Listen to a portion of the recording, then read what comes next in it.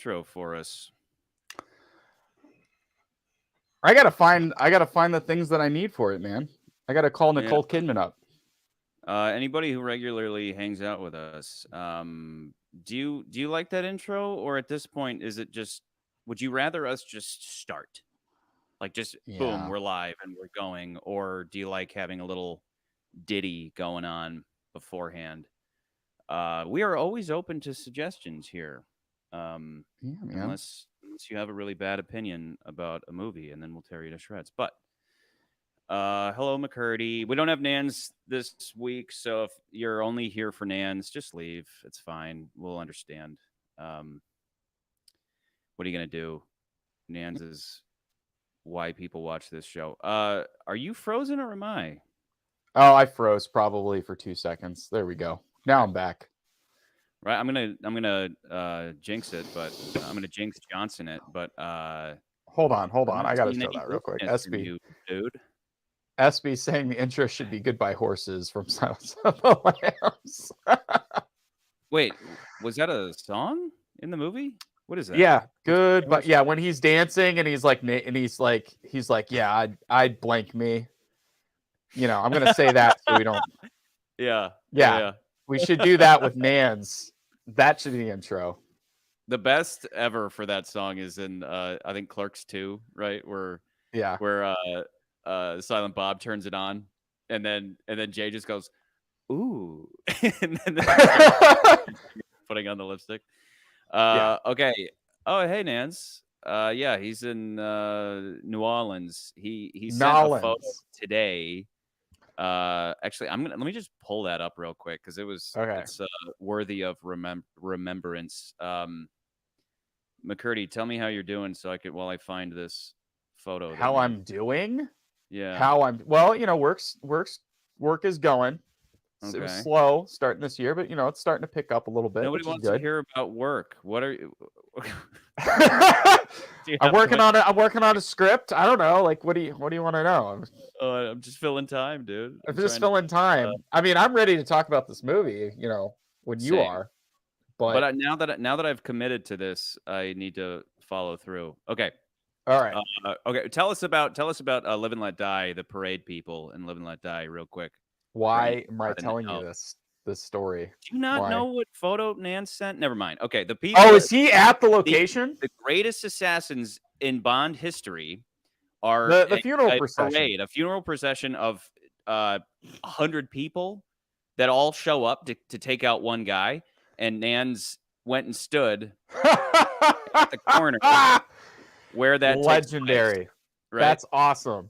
So yeah, obviously in the movie, the guy stands there, and they all walk up, and he says, "Whose funeral is it?" And they stab him, put him in the coffin, and then yeah.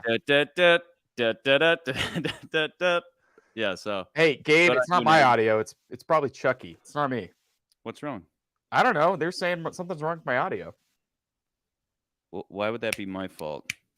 I don't know. He clearly said, "Fix your audio, McCurd nuts."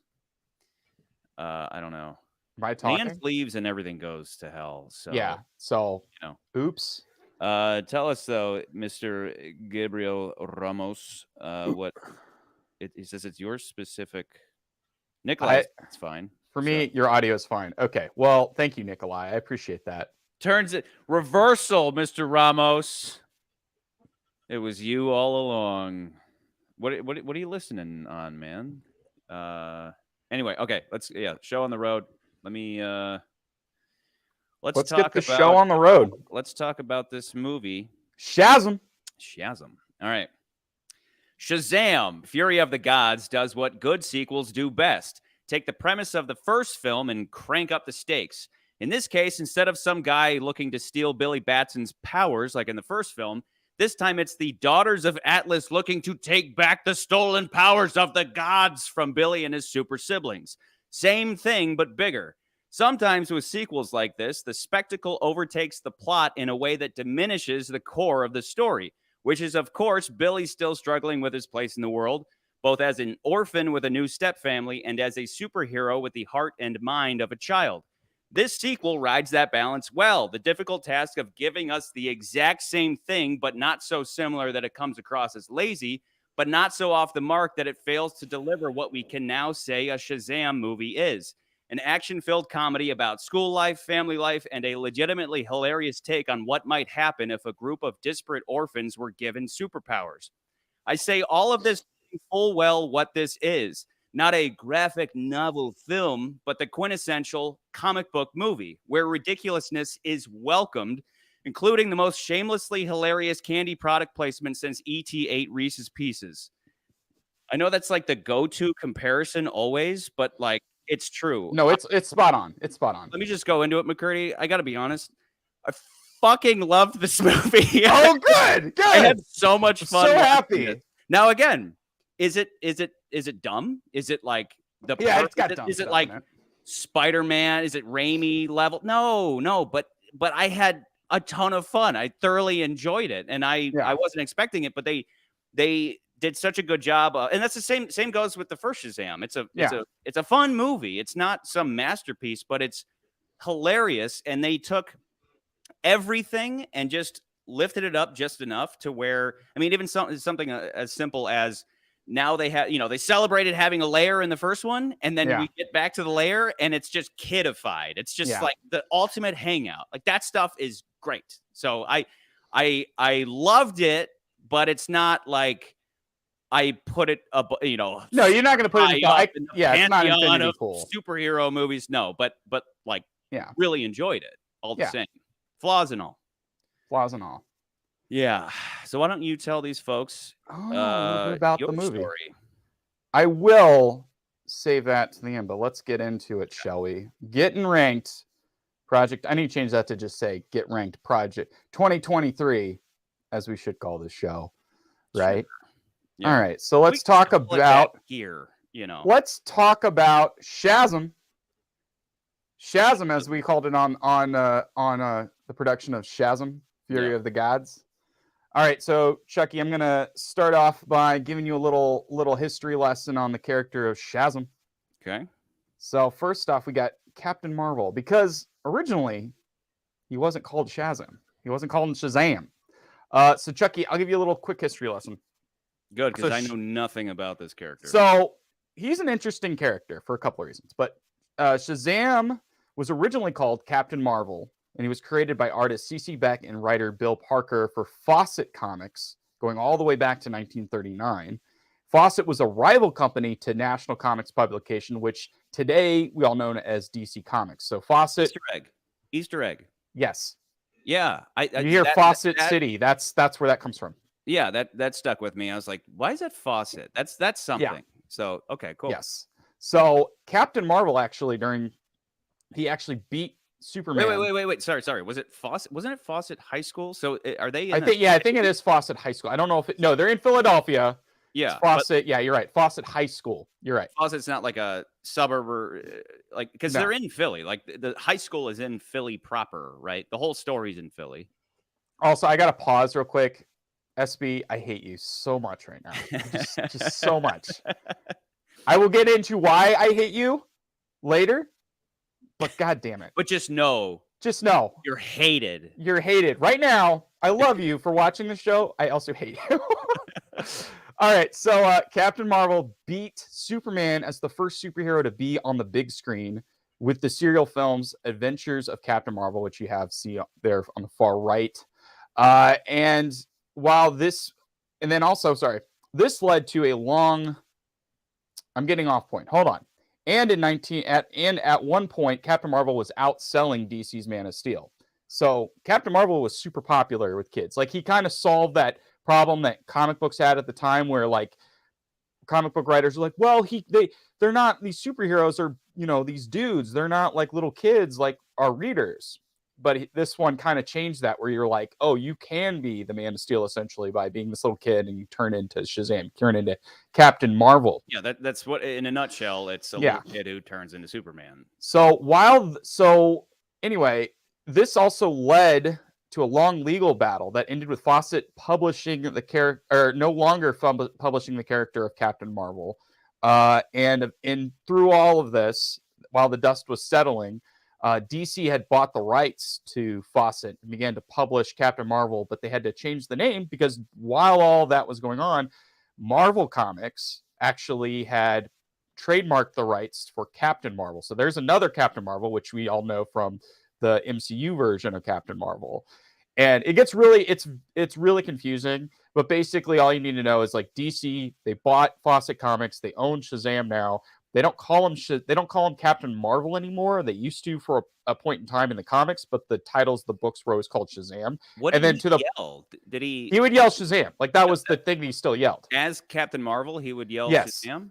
So Okay. he would yell. So yeah, and that's also what's in the story. That's the joke then of Yeah. him not being able to come up with a He name. doesn't know what his name is, and that was the joke in the first movie. They Yeah. continue that joke in this film. So that's just so you are all aware of those things as you're watching the movie. You're like, what is this?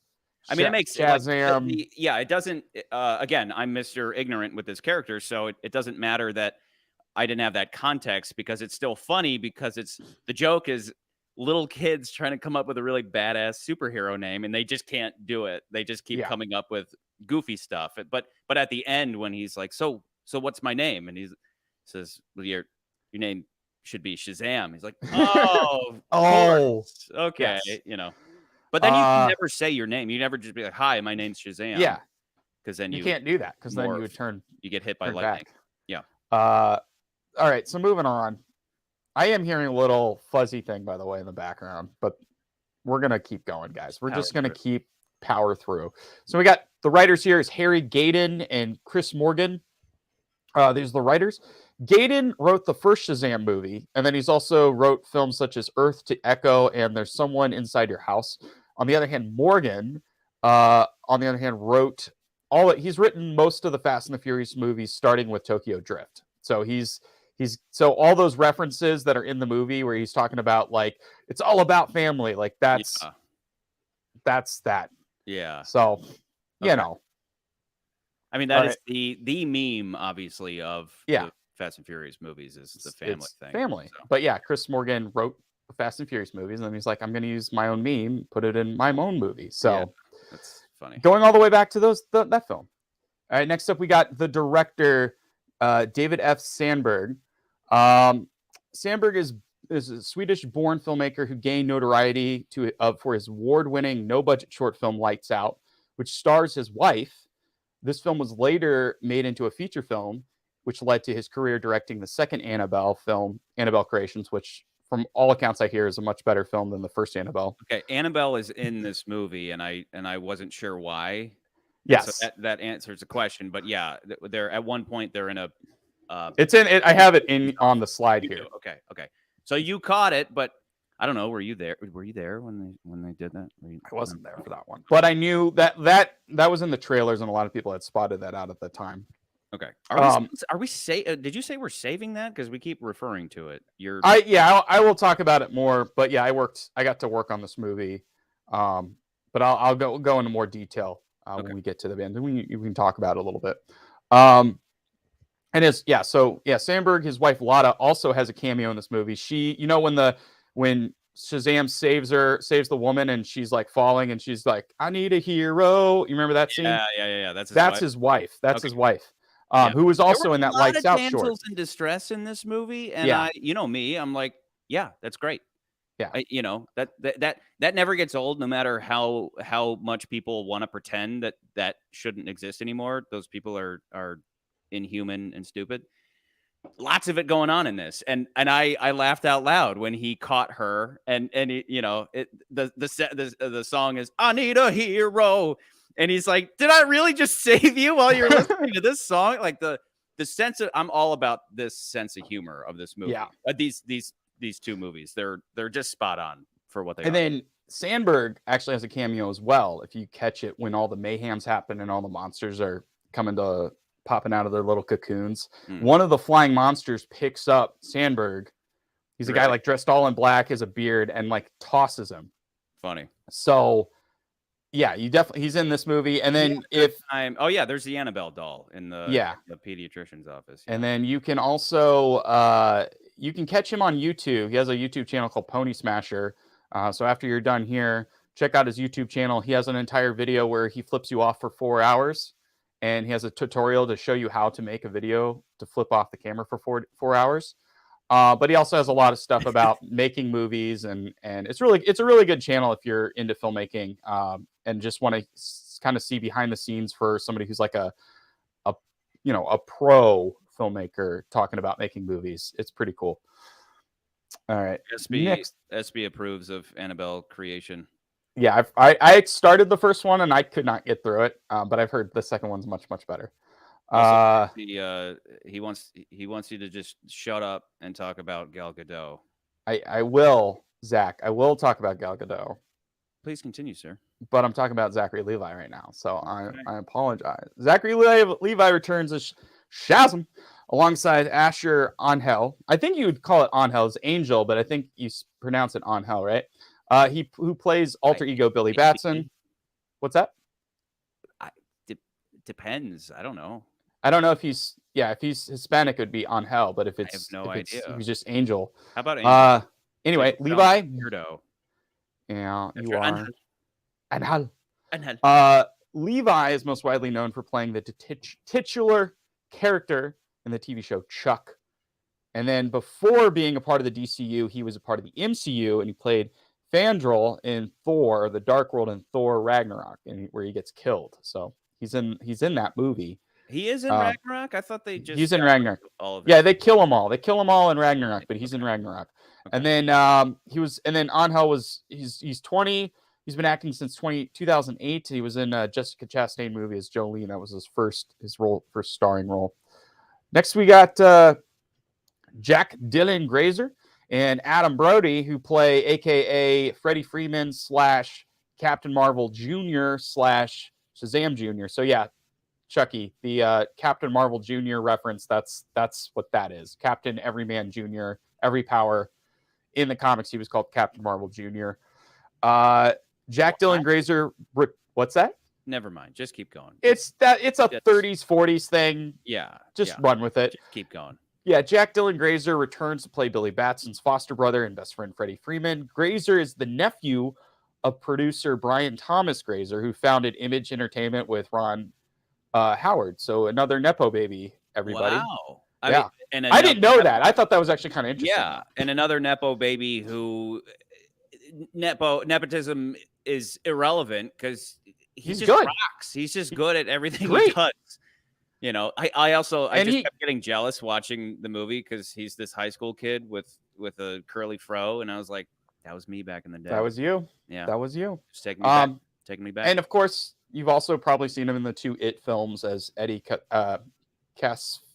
Is that how you say the character's list? Kaspbrak. And then Adam Brody, on the other hand, returns as Freddy's alter ego Shazam Jr. Good pairing. They really are a good pairing. Yeah. I remember Brody best from the early 2000s show, The OC, where he played Seth Cohen, a comic book nerd. And then Brody had also been cast originally. This is great. He had been cast as the Flash, and he was going to play the Flash in George Miller's Justice League Mortal. And that was back in 2007. But because of the writer's strike and the studio decisions, they just canned the project. But they were like, they had gotten him in costumes. Oof. They were going to film. They were ready to film. They were going to film in Australia. It's coming true. And then they just said him. Yeah, they just decided. Okay, in real life, is he a comic book fiend in real life? Or I'm not sure. I don't know for sure. But I mean, he's been in a bunch of. He's been kind of cast in those comic booky roles ever since I think the OC. But yeah, he was going to be the Flash, and he would have been a really great Flash. I think he's maybe a little too old now. Yeah. But obviously he's in this movie. So, but yeah, he finally got his turn to be a superhero. Okay. Brody has said in an interview that he did in fact test suit his version of the Miller's Flash WB during the pandemic, released images of what the film would look like. Yeah, that little image down there. There's a little image down here. That's him in the suit, but you can't. It's really hard to see, so you can't really tell. Yeah, but yeah, it would. He's great. He's great. Next, we got Grace Carolyn Curry. She plays, in the comics, it's Mary Marvel, or now they've called her Lady Shazam. But she's playing both versions now. Yeah, I don't know if you noticed that. I remember reacting in the first movie going, that's really funny. She looks exactly the same. Yeah. But not. And then this one I was going, wait, watching this movie, the sequel, I'm going, Wait. Did I have that wrong? Was it Yeah. her the whole time? But now I see you have the image right there. So Yeah. she originally Michelle Borth played the adult version, but Okay. partly because it just didn't make any sense. Because in the first movie, it's like, well, she's already like 18. Like if the idea of turning into a Shazam character is that you become like your older self, like that doesn't make sense. They say your greatest potential. Greatest potential, right? Like So then you would just look exactly the same. So she's already like 18. I mean, Yeah. obviously the actress is older, but like, that doesn't make sense. So they just decided, you know what? She's just going to be the same in this one. And you're so at the moment that you match, you've reached your greatest potential. So it's like it's just all downhill from here. Oh my God. Like but if you look closely, I'll mention this because of the costumes and everything. They changed the costumes. There's actually a flashback in this movie that they had to reshoot from the first movie where he breaks the staff. Yeah. And it's mainly because they updated the costumes. They wanted them to look a little more. And they reshot that? Yeah, if you watch the movie, because the scene where he snaps the thing, they had new costumes in this movie. So they wanted to match it to the new costumes, and because the actress is the same. I want you to read this comment. If McCurdy's Shazam, he becomes Dolph Lundgren. All right. I don't know how that's gonna work. Dude, if I Shazammed into Shia LaBeouf, I would be honored. I would be like, yes. I would Shazam into probably like Dustin Hoffman or Jeremy Renner. Like those are the two that I think I look the most like. Before you move on, you know how when chicks are turned on by a fella, they utter the word daddy. Okay. Mommy. Okay, go on. Move on. Next slide. All right. Next slide. God. Move on. All right, let's talk about the villains really quick in this movie. The Daughters of Atlas, which are new characters. They're not in the comics. They created new characters for the movie. Okay. They're not in the comics. And I'll kind of talk about why in a little bit. But first up, we got Rachel Zegler. Wildly interesting. She plays Athena, a.k.a. Anna, in this film. Mm-hmm. Zegler is an up-and-coming actress. She broke into the business on a role of Maria in Spielberg's remake of West Side Story. Spielberg was impressed with her. I think Spielberg put like a Twitter casting call thing, and he saw her YouTube video for that, and then he's like, "That's who's playing Maria." So she came from nowhere basically, and then she was in this movie, and then next year she'll be playing Snow White in Disney's live-action remake of Snow White. So she's in there. Also, Lucy Liu. I don't have to say much. Kill Bill, Charlie's Angels. Moving on, and then we've got Mirren. Helen Mirren plays she's in Hespera. Sorry, Lucy Liu is also. Sorry, Lucy Liu plays Calypso. I should say that first, Calypso. Okay. And Helen Mirren plays Hespera. Again, a legendary actress. She's been working a long time. She's a lot of stuff, but she's been in the Fast and Furious movies recently, and she plays the Shaw brothers' mother. So there's another connection with Fast and the Furious, which makes a lot of sense. Right. I vaguely recall that. Yeah. Yeah. So she's in that movie. Okay. Then we got the rest of the Shazam, the Shamley. And I won't spend too much time. The Shamley, as they like to call him. You got Ross Butler and Ian Chin playing Eugene Coy. Megan Good and Faith Herman play Darla Dudley. It's one of my favorites, my daughter's favorite character. Yes, SB. She was in Excalibur. Helen Mirren was in Excalibur. I'm actually doing a video on Excalibur right now, so SB, I'll be sure to get you a copy of that. And then DJ Catarona and Javier Armand play Pedro Pena. DJ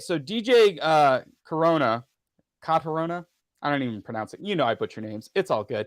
Yeah. He actually was going to play Superman alongside Brody in that Justice League movie. Really? So they both they basically pulled two people that were going to play superheroes, and now they're playing superheroes in this movie, which is kind of cool. Yeah. So they were both in that. They kept their phone numbers. Yeah, they were like, Warner Brothers, we can call these guys up. We were going to have this guy play Superman. Maybe he can play the strong Shamlin, Shamalama. Okay, let's move on.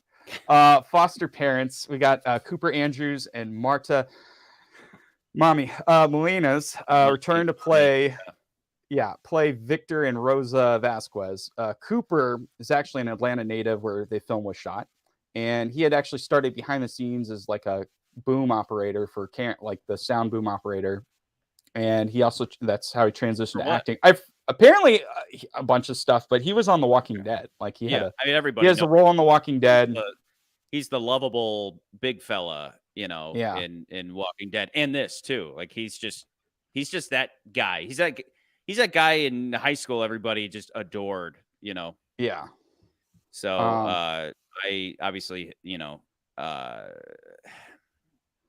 before not getting ahead of ourselves, but this is one of those movies where a little bit more of everything would have been good, but then it would be a 3-hour movie. So yeah. it's like I we get just enough of him, but he's great. Yeah. He's just awesome. And then here's a little tidbit, a little cameo. And I should mention Diedrich Bader's in this movie. I didn't make a slide for him. Like he dies early on in the movie, but he spoilers.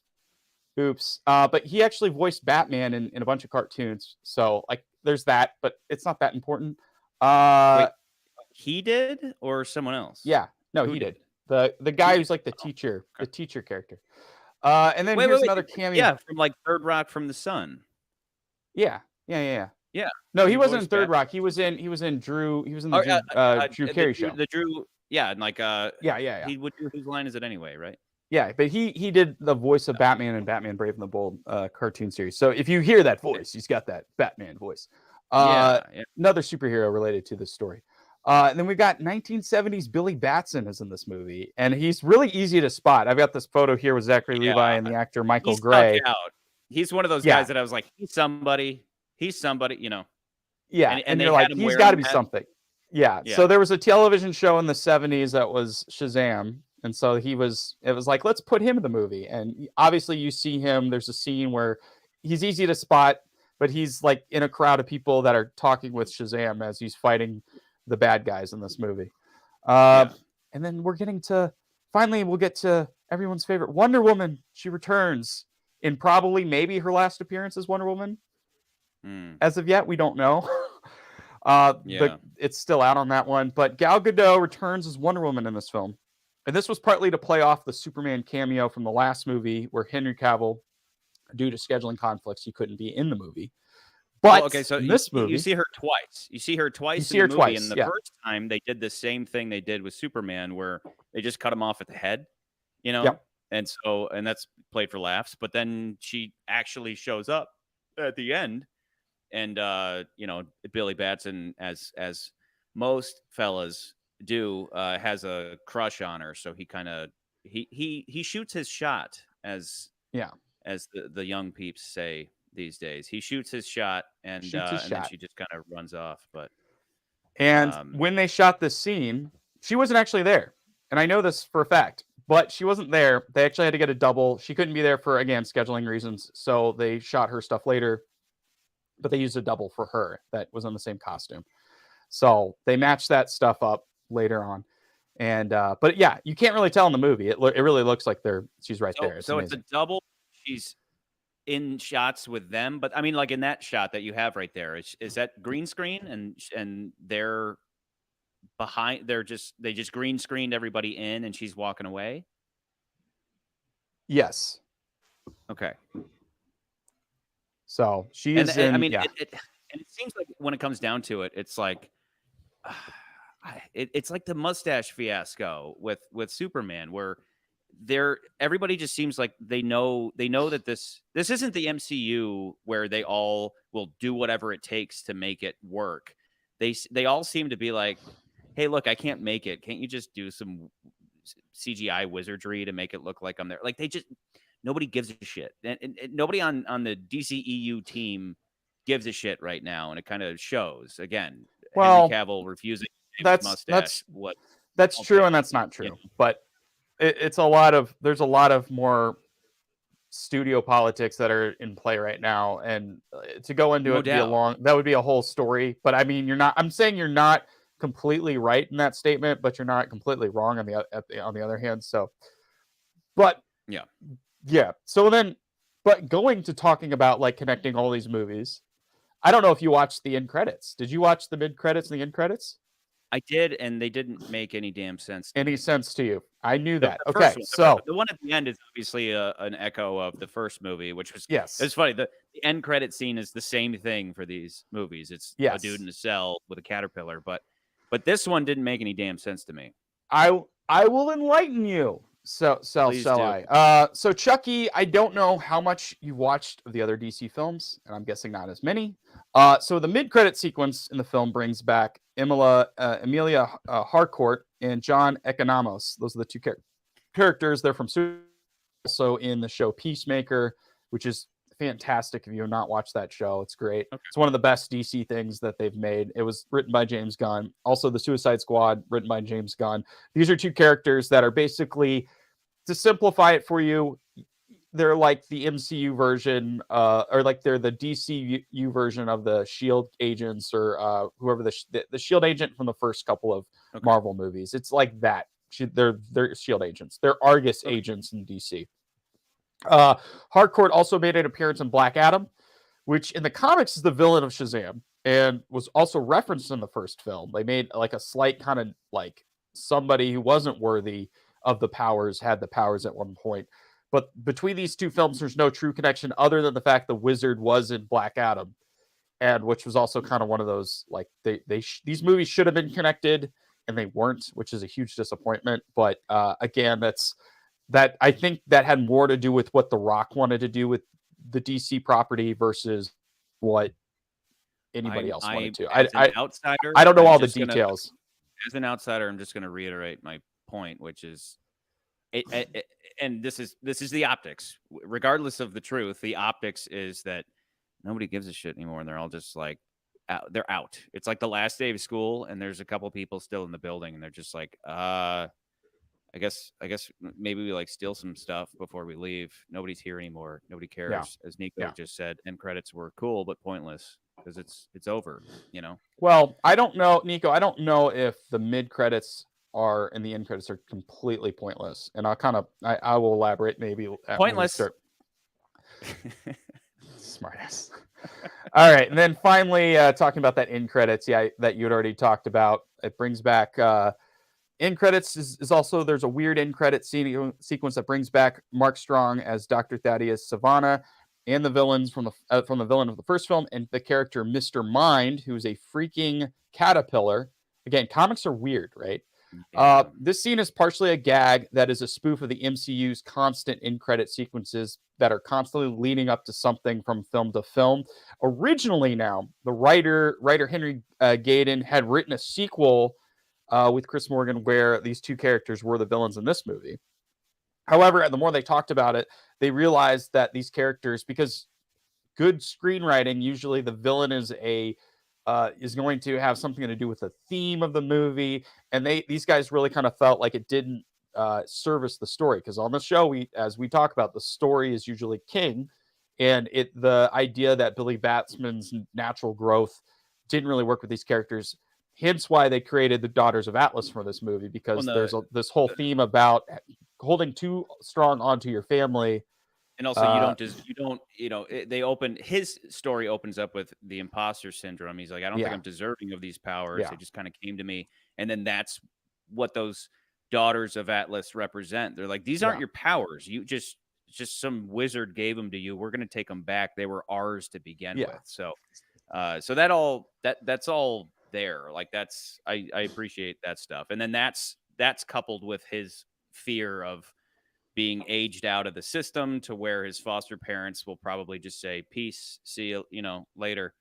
And that's all good. Like I appreciate these movies for that. Again, they're not instant masterpieces, instant classics or anything like that. So far as superhero movies go, but just really enjoyable. And this was just an extension of that first one. And so, it was weird to have the end credits be the same thing twice. It was this caterpillar thing. Yeah, it's funny. Yeah, it's funny because he's like, wait, he's still in prison. It's been 2 years. Yeah, it's just like like the caterpillar's like, hello, it's me again. He's like, okay, what are we doing? He's like, I gotta go, and he runs out. Like it's ridiculous, and I like that. This movie has a lot of ridiculousness, and it's as I said in my intro, it's welcomed. It is welcomed by me. Now we gotta end right on this, right? So it's no secret. I've already Ah, kind of talked about it. I worked on this movie. I'm not in the nice. credits, so if you go to look in the credits, I'm not in the credits because I was what's considered a day player and an additional crew member. So I was only there for The blowjob boy. certain number of days. What's that? You're the blowjob boy, right? Don't say that. Don't say that. You know what I'm referencing, right? You know what that is? No. Yeah. Oh my god. Okay. Well, now I have to explain it because Is it a otherwise it Jamie sounds Kennedy playing a PA type thing? bad. No, it's oh crap. What was the speaking of Aquaman and all that? What was the show Entourage, right? Mm. They go and visit their director friend, and he's like, this person does this person does that, and oh, that's the blowjob girl, and they go, what does she do? Oh, she gives blowjobs. Oh my So god. it's not like it's a porn set or anything. It's just No. a girl like that's her job. Anyway, Oh Entourage my is god. the peak of un-PC and You're fantastic. killing Anyway, me. moving on to killing more me. mature. So anyway, I'll just briefly talk about like my own experiences Yeah. on the movie. And if you want to ask me a couple questions, that's cool. First off, David S. Sandberg, really nice guy. He was very quiet on set. I think he's even said something, the fact that he may have some kind of autism, but he was very quiet. But at the very end of the movie, I did run up to him. I did say, "Hey man, I really like all of your. I like the last Shazam. I thought it was really great. I hope this one turns out really great. It was really cool meeting you Yeah. and working on this movie." And he's like, he was just kind of like, "Well, I do too," and like, really cool guy. Zachary Levi. Cool thing about him was like every day on set when we're in between setups, when they're setting up the cameras and stuff, he would always bring a Bluetooth, like one of those Bluetooth speakers in a boombox, always playing music, basically, some classic rock, classic 90s rock type of thing. So we'd always had music playing, which was nice. In that case, I do you have questions for McCurdy? don't, No. I can't, No. I will say this. I can't say too much. I feel like I'm being Answer very what you wanna careful what I answer can and see. Don't answer what you don't want. Yeah. Good. But and I worked in it was cool as I got to be there for the opening scene. So some of those photos are the scene where Helen Mirren and Lucy Liu come in and they steal the staff back, and everyone starts trying to fight each other, and turns to dust. Chaos. He injects So chaos. I had to, one of the jobs I had to do was after they shot that scene, we had a bunch of the extras and they had to all freeze, right? Turn to rocks. Yeah. Well, they had to pick their extras. They had to all freeze. And then I had to take them to, the VFX department had like this special scanning device, which is basically 200 cameras that are in a circle. So they had to remember their same pose that they had. So we had to take pictures of all the poses. And then when they went into the VFX scanning, they took those photos. And then when they would go back to do the movie, when they were editing the movie and putting it together and doing all the VFX, they had to replicate that so they could do that pose. And then like, you know how it gets all like smoky and stuff? Like it wasn't like that at all in the movie. So it's definitely weird watching it because I'm like, yeah, that's not what it was like. But that was a whole set that was in there that they built. And that building's actually based off a real building in Greece. And there was more to it. Like there's actually deleted scenes that I remember being a part of that I was watching the movie like, oh yeah, that's not in there. Like I think there was a sequence where they're walking to that building that they cut out of the movie. There was a scene that there's a sequence where she's like, oh, she's hungover, like Mary Marvel's hungover. Yeah. There was a scene that took place explaining that whole thing, but like they took that out of the movie. I think it was mainly for time. There's just a lot of stuff that they probably shot. They had to get rid of. They probably covered all their bases and then had to shave everything down Yeah. in 2 hours or whatever. And there are so many threads in this story that they probably had like a 3-hour running time at some point. And there was some stuff that, like, a lot of that stuff they shot on the street. I was there for that with all of the monsters and running around. Like I even remember them shooting that scene where they run the Minotaur over. I remember being there for that one. I was there again. I was there for like when they had the different Gal Gadot on set. I think somebody I know had posted a picture of it where like the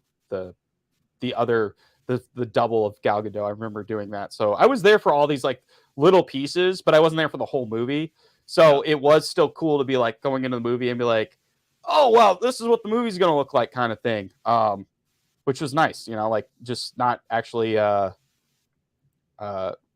seeing the whole movie as a finished product and everything, and then and that was the same with like everybody who works on it. That's the cool thing about movies is I think that like we'll critique movies and you can say all you want about the films, but like being on set and doing your work, I don't think that takes away. Like you can still work on a crappy movie, but I don't think that takes away from your actual work that you put into doing the movie, because you have no idea, you have no control over how the finished product's going to be. You and I have talked multiple times about how all it takes is one person not pulling their weight to bring the whole thing down, and that's just the nature of anything that is such a massive. It is, if you've been on a film set, it is the only equivalent is a military operation. It is, and that's why I love seeing them, because everything has been thought of. I mean, I remember having discussions with younger producers going, you're not thinking right. You need to be, your mindset has to be covering all the bases at one time. So when people show up somewhere, there needs to be signs on everything saying, this is where you need to go. Why? Because that saves time. So everybody suddenly knows where they're going. A sign on the elevator that says, you're going to the 3rd floor, right? Oh, no, it's in the email. They'll see it in the email.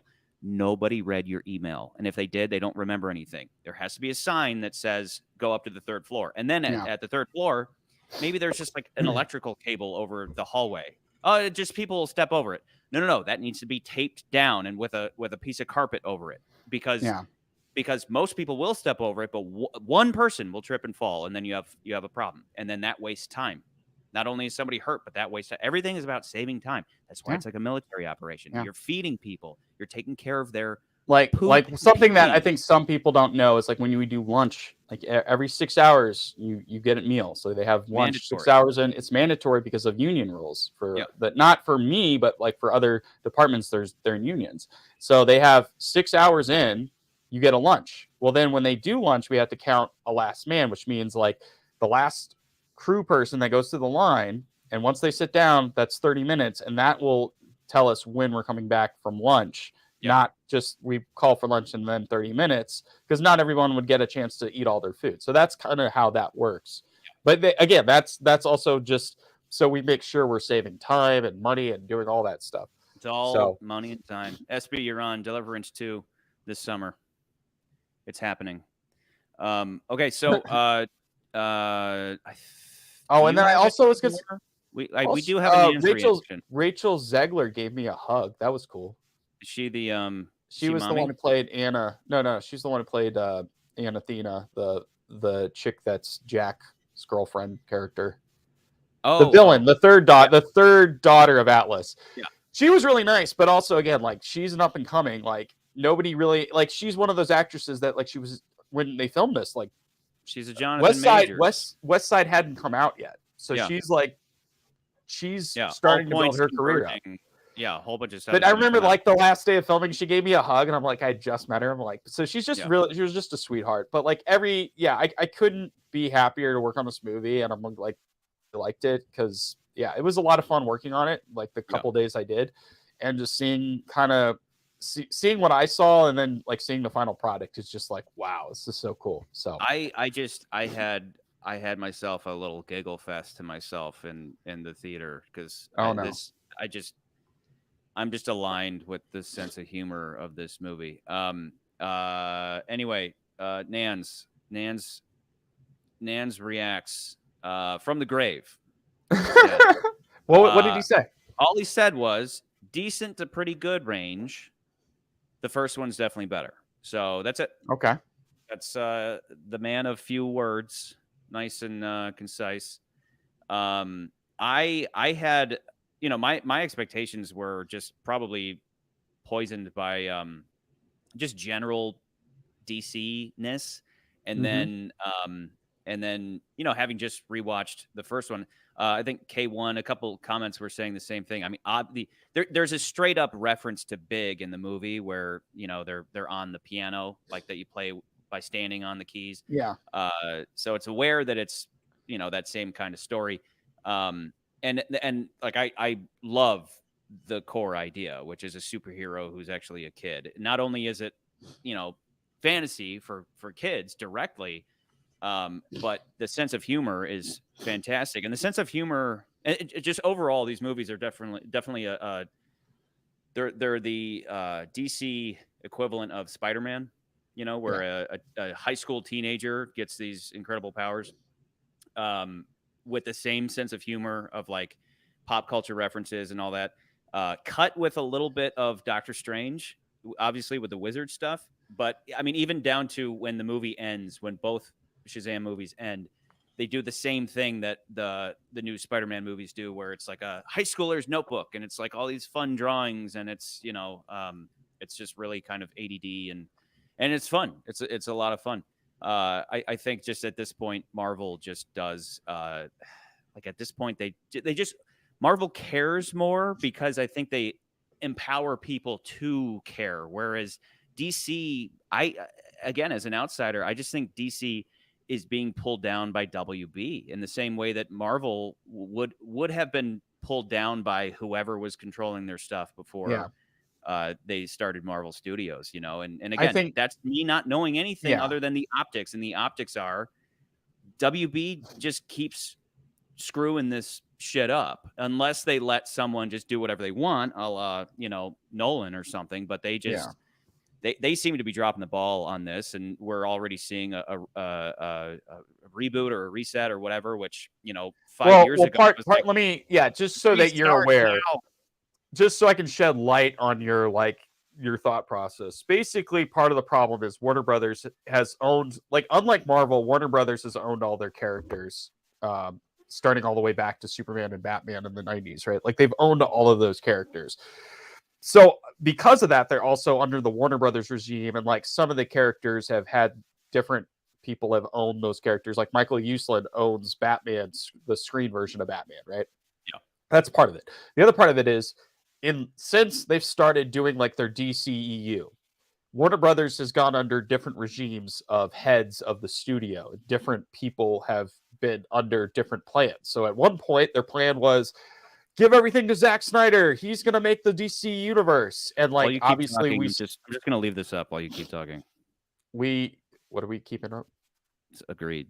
Agreed, Charles. Charles. Agreed, Charles. I'm just going to leave this up while you keep talking. So while that's been going on, recently, they had a merger with Discovery, and the head of Discovery decided, okay, look, DC has been a property that we've definitely screwed up as a company. We need to fix this.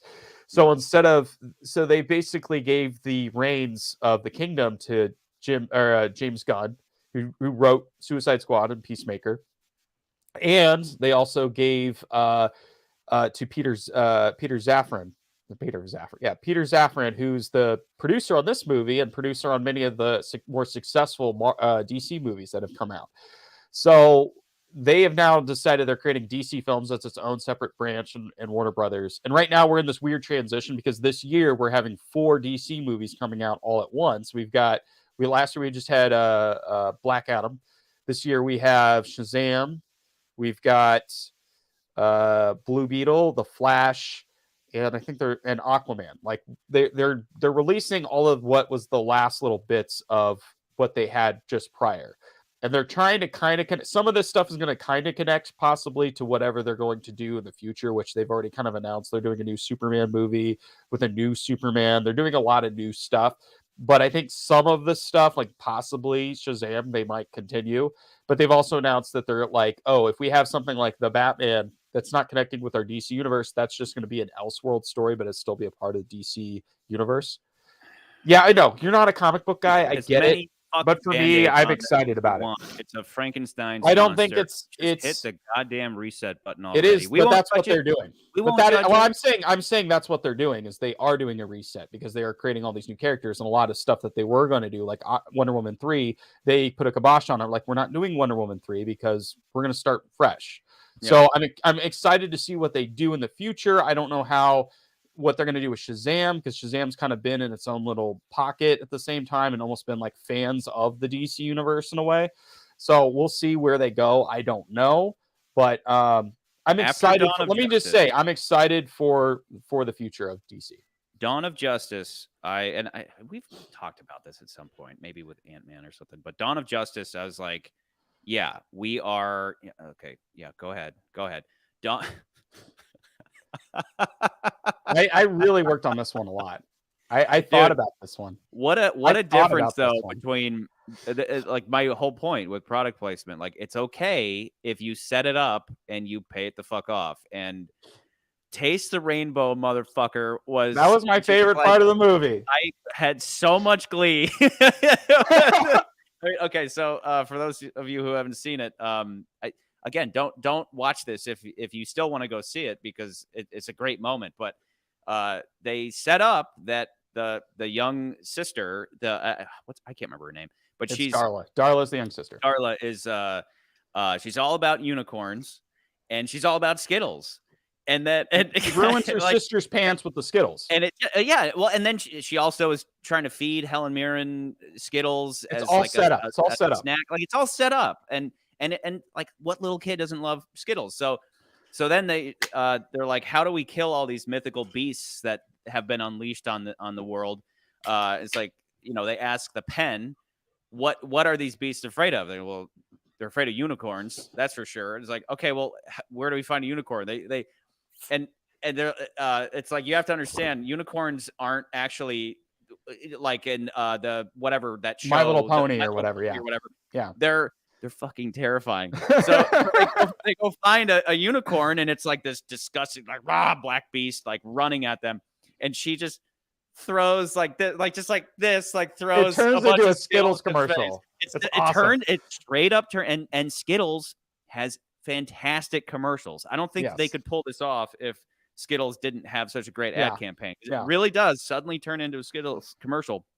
And she's to the point, she straight up says, they're not holding back in that regard. She straight up says, "Taste the rainbow," and the unicorn bends down and starts eating Skittles, and like immediately is broken, right? In horse rearing terms, like is owned by this little girl. Little girl, again, what little girl doesn't love unicorns? Suddenly is riding in downtown Philly, ramming these mythological beasts through. They're piercing them. They're stabbing them with their horns. With the unicorn horn, like, through the heart. And as that happens, she just goes, "Taste the rainbow, motherfucker." Like, it was like, she's such an angel the whole time, right? So, and it was odd that they said "Taste the Rainbow" twice. They probably should have picked one of them, but they're both so good that I understand why they kept them both, because they're both funny. I was laughing. Again, this is where the Baskin-Robbins thing, my Baskin-Robbins rant in Ant-Man, is legit. It's like, you guys did such a good job of making it blend, right? Like, all I care is that you make it blend. And then they dropped the ball with the possibility engine, because that was a dumb joke. But with this, it was like, it was set up very early on and paid off in like the biggest laugh I've had in the movies this year so far with Taste the Rainbow, motherfucker. So like, I was all for it. I was all for it. Yeah, by far my favorite part of the movie. Yeah. So yeah, let's I don't know where we should go from here, but maybe let's just say, do we have an idea where we want to rank it at least, and then maybe we can talk about that?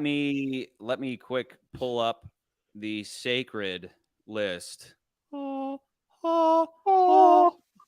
So we're at Infinity Pool, Creed 3, Megan, Missing, Scream 6, Ant-Man and the Wasp, Quantumania, Magic Mike's Last Dance, Knock at the Cabin, Plane, Cocaine Bear. And I'm biased, but I did have thinking. I actually thought about it. Like, I have my own bias because I worked on the movie, right? But I had my own thinking as I was watching the movie, and I'm like, I think it's here. And it sounds like Nans is kind of in the same ballpark. So I was going to say, I think it was better than Scream 6. Yes. I enjoyed it more than Scream 6. I think it's a better, Scream 6 has a lot of shortcomings. I think this movie has less shortcomings. This movie, if you've been listening to Chucky rants lately, this movie continued the essence of Shazam, whereas Scream 6 did not. Scream 6 doesn't like Scream 6 is okay, what would be the equivalent? It'd be like if Shazam suddenly we cut to Billy Batson is 35, right? Yeah. And it's like you could do that. You could pull that off. Could be an interesting story. My point is that Shazam is all about little kids, right, who have immature minds but good hearts become superheroes, right? Yeah. They get to live the ultimate fantasy. I mean, you're talking to the fellow who wanted to be Spider-Man his whole life. So, you mean Frodo? Well, that too. But remember I got I said on the live stream at some point I got the Peter Parker Award. In high school, and the reason being I was always climbing everything and taking photos. You were doing that. Yeah. So parkour. Yeah. So anyway, this would be like if Shazam 2 was Billy Batson is now 35 years old, and he's basically just Superman. It would be the same story as Superman. Yeah. You'd be like, no, the essence of the first one is it's a little kid, and all the humor stems from that. And that's what Scream 6 was. It was let's just have all the killing and slasher stuff, but without the meta film commentary, which is the point. That is the essence of Scream. So suddenly it's like they're trying to get rid of their essence. And I'm sorry, you can't do that. I'm sorry. Yeah. It's not like Bond where I'm all about, it's like, oh, it's a Bond movie. It's not a Bond movie. Now, fuck all that. Bond can do different things. Bond doesn't always have to be the same thing. Scream has to have meta film commentary. Otherwise, it's exactly what it's always making fun of, which is franchises that go on too long and all the tropes become stupid and ridiculous and predictable. So it's becoming its own fucking worst enemy, and it drives me nuts. Because especially because we've been getting comments on some of those videos being like I mentioned on the other live stream, it was like, but the box office, it did really well at the box office. I'm like, yeah, so did Twilight. But if you're a Scream fan, you could maybe say it's a guilty pleasure because it's Ghostface Killer doing his thing. But that's my whole point, is that it shouldn't be a guilty pleasure. It should be bringing it. It should be self-aware of what it is, and it's not. So anyway, getting off of Scream. Do you think it's actually better than the other? Because now I'm thinking about it more. I'm like, I think it might be better than Megan.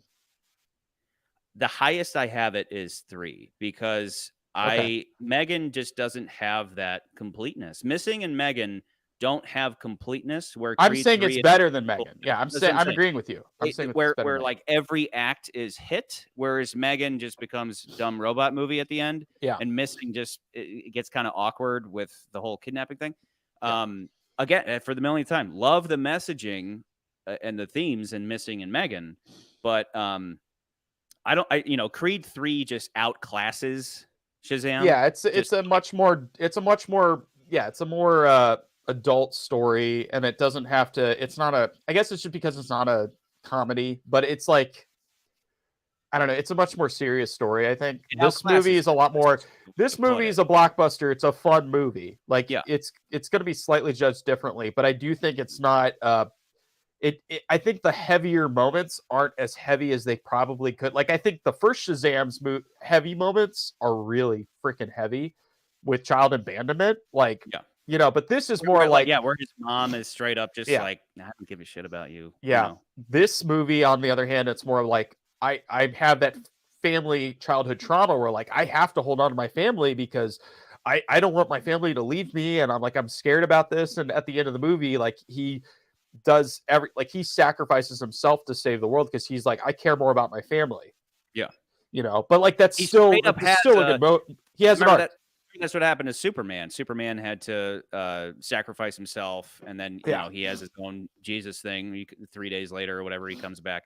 And they did the same thing here, but it's all the family stuff just really works for me because it's they're all these now the only thing with that, and this is where I'm not super strict. I'm not like this is bullshit because the movie does a good job of being really fun, but It from 1990 or 1991, whatever it was, the It miniseries from back in the day.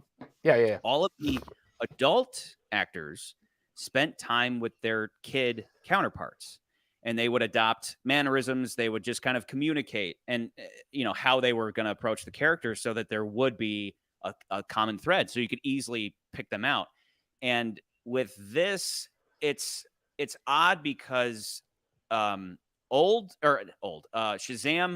Shazammed Billy acts like more of a kid than Kid Billy does. Kid Billy is very serious, and Shazammed Billy is very juvenile, and that's kind of true with all of them. To where I'm like, did they spend time together? Did they all really kind of, because whereas with it, they really care. It's like we really need everybody to feel like their counterpart. Not the new It's, because the new It's, the second one blows a hard dick. But I agree. But the original one, they made a point. They made a point of like, we're really going to, this is serious business. Whereas with this, I got the sense that they weren't spending time together because, again, I feel like the Darla ship is sinking, and everybody's like, I feel like the old Darla, and the young Darla work really well. I think Adam Brody and Jack Grazer work really well. I do agree with you. I think Levi's character goes a little too, just the Shazam version of Billy goes a little too much in the humor and the immaturity, whereas Billy. But also, I will say that Billy doesn't get a lot of scenes in this movie. Like if you remember the first one, nor does Brody. It's like it's like based on the first movie, they were like, okay, everybody loves Shazammed Billy, and everybody loves unShazammed Freddy. Right. Freddy, so you get a ton of unShazammed Freddy and a ton of Shazammed Billy. And that seemed like they did that because of popularity, as opposed to what was best for the story. Even though maybe it worked out fine in the end. I think it was best for this story because it made sense. I think it worked, and I think it does make sense. I just think because Jack's story, Jack's story was like, Jack's story was more like Freddie Freeman and like him meeting this girl and like trying to impress her, but he like wants to be his own superhero and like all that stuff. And so they have to focus on that. Where on this one, it's like, we're going to focus more on Zachary Levi as Shazam because that's what people came here for. We want more superhero, we less origin story kind of thing. I do feel like, we don't get a lot of Billy Batson scenes in this movie. He's not in the movie as much. I think, because Zachary Levi's Shazam for most of the movie. It would have probably been nice to have maybe one or two extra more Billy scenes, so he's not always Shazammed. But like if they had gone, for instance, like if they had done the scenes where they're in the Rock of Eternity and they're not all Shazammed out, like maybe that when they're in the Rock of Eternity, maybe they revert back to their kid versions of themselves. But I wonder if they were thinking, I wonder if they were worried that like, that would be too Power Ranger-esque if we did that. So that could be a reason why they decided. I don't know that for a fact. I also wonder if they, there's never a time where everybody loses their power, or because the whole thing, for anybody who hasn't seen it, and what I appreciate about this as a sequel is that they take something trivial from the first movie and that inspires this whole story, which is great. That's exactly how a sequel should be: is just take something small and just blow it up. And all it was that the staff that the wizard uses to give the Shazam powers in the first movie, Billy breaks the staff in a moment that you don't even think twice about it. You're like, oh yeah, he did that because it was like, okay, now we have these powers permanently, and bad guy, you're never going to get them from us. Like you're screwed now. But the way this opens, as McCurdy mentioned, is that they go to a museum. The bad guys, the bad chicas, they go to this museum, they get the broken staff, they have the wizard mend it, and then now they have the ability that the staff now can just take the powers back again, because the powers originated from the Greek gods, right, and the Titans and all that. So and they were stolen by the wizards, and it's this like the story is this big complicated mess that does make sense, and no matter how like crazily complicated it is, it's another one of those stories of all you need to know is they can take the powers. So they start taking them, and then but then they'll like get them back here and there. But there was never that moment. Like, okay, again, lots going on in the movie. Properly should have been 3 hours long to get everything in there.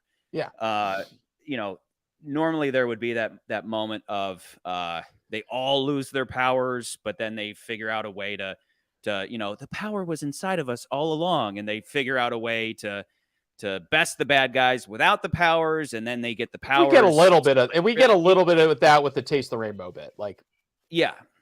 Like, and you get a little of that just like here and there, but it's never where the ultimate all is lost moment would have been we're doomed because none of us have powers, or everybody loses his powers but Billy, and then Billy is did he? What? At the end when he goes to face Lucy Liu, was he the only one with powers at that moment? Yeah, Shazam's the only one who has powers at the end by the end of the movie. Billy, Okay. everybody loses their powers except for And then Shazam by the end. That's when he says, "Who wants to get their power back?" And they're all like, "Yay!" Yeah. But there's never that moment where they've all lost them and they have to work together without them. But like, it's not like it was necessary or whatever. But I could see it. I could see it being necessary if the story is like, I don't feel like I'm worthy of my powers, which is kind of what they talk about. And then, then he doesn't have his powers. But then you realize that like Billy Batson is smart enough to realize that like, yeah, this is what we have to, because the whole movie's about like, Billy, you're not that smart. And then he realizes that like, no, it's been you all along. Like you have the potential to be this. And like, I wonder if they could have done that. But I do like kind of how simplistic they go with this movie, where they're just like, he's the last one, he has powers, and that like he's facing up a foe that he hasn't faced before, because the last time he just faced somebody else with the same power set as him. This time he's facing off against like an actual god. Yeah. So it makes it, it's like, so there's that. But I get what you're saying. So I think like even in there, like as we're talking about the ranking, I could see where it's not as good. Obviously, it's not as good as Creed, but as far as just a straight up blockbuster comic book movie, it kind of blows almost everything out of the water. So I think putting it at number 3 is a pretty solid choice. Yeah, it's no doubt it's above, as far as the 2 comic book movies on the list. It's definitely better than Ant-Man. And even we were last week we were talking about because I think it was SB was saying what is it that puts Scream above Ant-Man? And I was like, even down to something like that moment at the end, right, where the 2 sisters, so the whole sister arc is the you have to stop controlling me. I live my own life, and then they take that and they have this beautiful little visual metaphor of they're in the theater in the end. The older sister is holding on to the younger sister who's dangling over that balcony, and she's saying, "You have to let me go," right? The obvious visual metaphor there. But it's great because it's like it's because it's not just you have to let me go and I'm just going to fall a couple of feet. It's I'm going to fall on the bad guy who's going to stab me to death. So it's like, okay, sis, here's the knife. I'll let you go, right? Obvious double meaning, fall down, and she has to defend herself. And that was something that Ant-Man didn't have. And that's something that Ant-Man could have easily had was, again, that whole story should have just been an adventure between Cassie and Scott. And we didn't get that at all. It was muddled down by a bunch of bullshit. But this one does have that moment. And it's just a very simple moment between him and his foster mom, where she's just like, you are part of this family. Because the whole first movie is, maybe I'll, he says at the end, he's like, maybe I'll stay, and he's starting to warm up to them. And so maybe I'll stick around for a bit. And then this one is like, well, once I age out, you're just going to replace me. And she's like, no, honey, like you're here to stay. So, and that was a sweet moment. And I don't know if maybe in the longer cut, there could have been something else in the home, like just to further pay that off, but it didn't really need it. It worked well. It was except I don't understand why the dad wasn't standing there with them. I understand that he more so has mommy issues because his mom straight up abandoned him. His dad was never in the picture, but his foster dad is just like standing in the background as this really emotional scene is going on. And I'm like, why can't he be standing there? Why can't both the parents be, It could have just been the frame. I think it might have been just the framing of where they had the blocking of the scene. It could have just easily been that. and just they didn't think about it at the time. He's But just who such knows? a big guy that they'd have to he's like so tall and Yeah. he's just a big dude. Yeah. Yeah. The other well, let me just jump back to that. I'm gonna jump around a bit now. The opening was the only moment where I was worried because Okay. that museum tour guy, I started having Cocaine Bear flashbacks because that's what he's like. I can see that. Tour. You know, it's like I was like, oh no. Like at first I was like, oh god.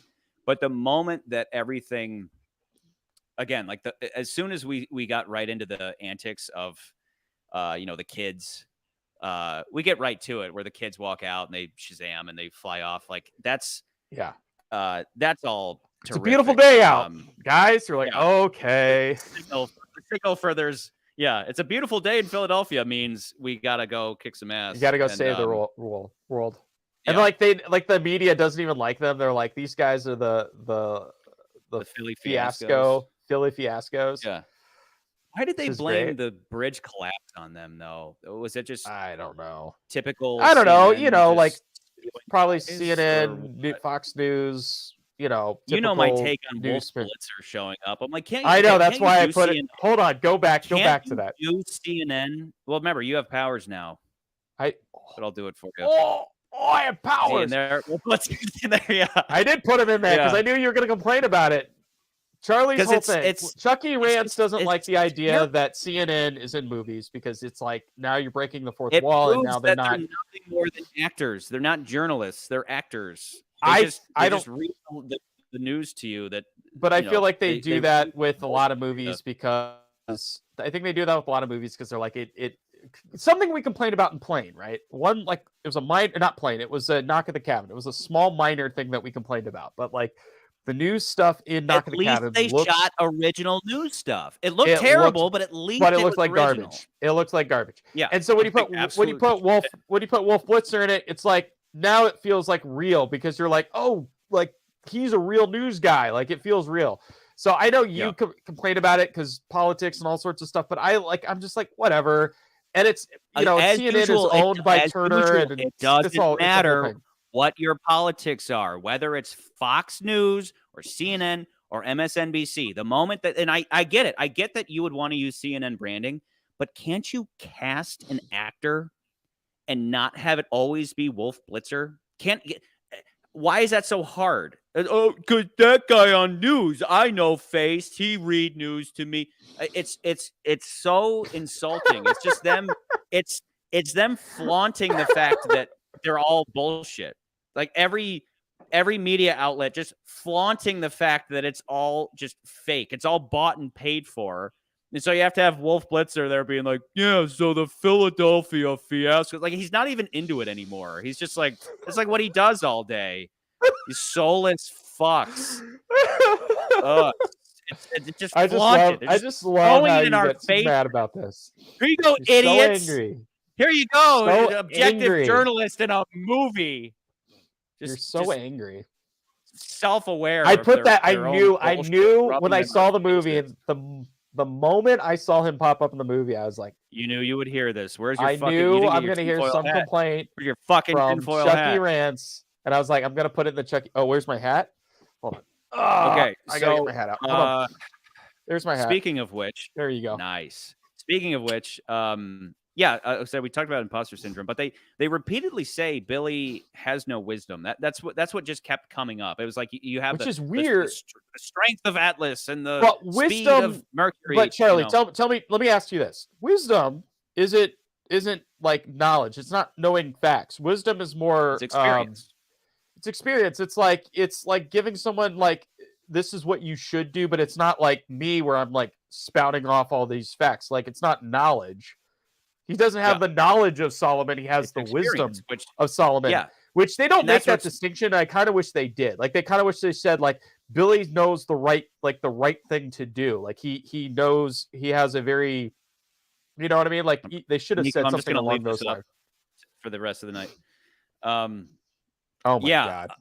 Yeah. It's they refer to it a lot, and it's I don't know. I mean, if he suddenly had the wisdom, right, or I mean, call it maturity because it is experience, it would Yeah. ruin the character, right? But the whole thing was that people kept, all these characters kept making fun of him because he has imposter syndrome. And that's why it works. It works because Yeah. he feels like he shouldn't have these powers. He's not good enough, and so there's just this constant reminder that he's not enough, and because he has all these other powers, but that's easy next to knowing what to do and when to do Yeah. it, and That's that's what's what fun more when the of, wizard and he when the knows, wizard but like says, as "I the chose movie, well," like he's yeah, like Billy Batson, "I chose well," and I like those moments, and then right after that you get his mama but and in all the end that. of the It's movie, good. he does the right thing. He knows, like he has the foresight to be like, no, I've gotta do this. Charlie, the stream is cutting out. Just yeah, everybody's just talking about the fake news. Just the didn't they say fake news in this movie? I didn't At some point, yeah, because he's yeah, blaming the Anna tribute because Anna they're said no, it. it's because they keep saying all this bad stuff about the superheroes, and he's like, Yeah, yeah, the Fiasco 5 or fake whatever, news. and Yeah, yeah, then yeah, he's like, oh, it's fake news, yeah. yeah. So Uh, but then okay, beyond that, the wisdom thing. So speaking of the wizard, the other can't stop laughing. I'm annoying everybody in the theater moment beyond Taste the Rainbow, motherfucker. Was when he has a dream that he's on a date with Wonder Woman, and it's like this whole drawn out affair, and then all of a sudden Wonder Woman turns into the wizard, but it's the head of the wizard but with the body of Gal Gadot, and Wonder Woman, and yeah, I mean, like, I loved that. Like, I just like that's what I mean. The whole brand of humor is just this. It's all from the perspective of a young kid. It's just yeah, it is the Spider-Man movies of DC, and just that sense of humor is just fantastic. And I probably had that's the thing. The first movie just has that completeness because it's an origin story, and it's the first time he has these powers. But this one just took that sense of humor and just blew it up, and yeah. that's the hook for this. And somebody asked, "What now? Like, where does Shazam go from here?" I mean, are they ever going to even make another one? Are they done with these for now? I And then don't know yet. Again, like here's the thing. Like I said, the guys who are in charge now, Peter Safran and James Gunn, Peter Safran produced this movie. So the chances are it's a possibility they're like, no, we're going to continue the Shazam character. He made money. He's successful. Because people like I've read this before and other things, but they make this point is that